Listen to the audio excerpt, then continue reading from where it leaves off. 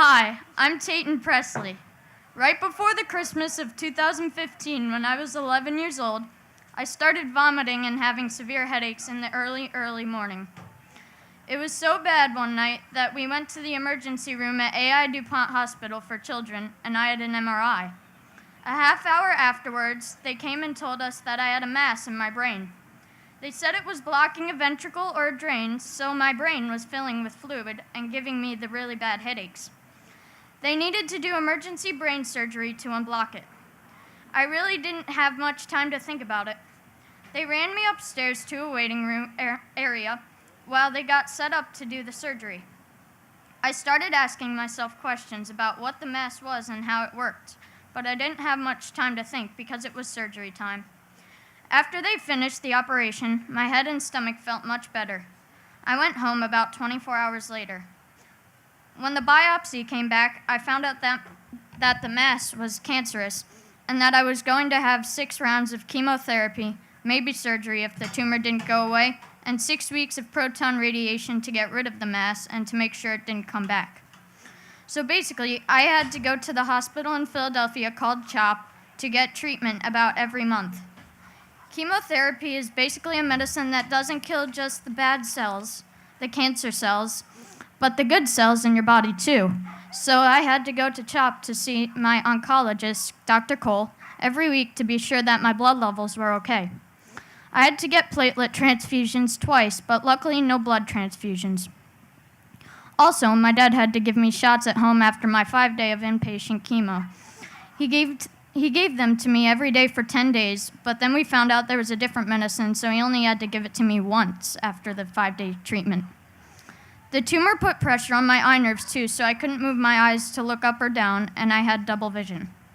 The chemo worked right away, so the cancer cells started to shrink, but the benign cells kept growing, so after only 2 rounds of chemo, I had a 7-hour surgery to remove the tumor, which was in the center of my brain. Dr. Storm got all of the tumor out, but a few days later, he had to put a VP shunt in my head because the fluid wasn't draining again. After that, things got much better. I had an awesome nurse at CHOP. I had awesome nurses at CHOP, especially Maria. She gave me my outpatient chemo and would tell me funny stories to brighten my day. I went to school as much as I could, but I missed a lot. I kept playing soccer as much as I could too. My double vision got better after the surgery, but I wore a patch so that I would only see one soccer ball. Last summer was the summer of radiation. We came to Philadelphia 5 days a week for 6 weeks and played card games with the child life people until it was my time for treatment. When September came, I was ready to go back to school, but after Labor Day, I got very tired. I was having reactions to the radiation treatment. That lasted for a few months. Once I wasn't quite as tired, I started to go for physical therapy because I needed help getting my muscles to work the way they did before, and to be able to run like I used to. This fall, I'm back at school with a full schedule. I made the school's varsity soccer team and scored a goal at one of our games this week.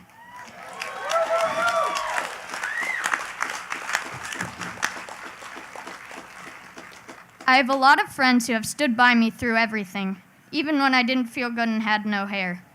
Some of them came and sat with me during chemo or came to my radiation treatment with me. They are the best.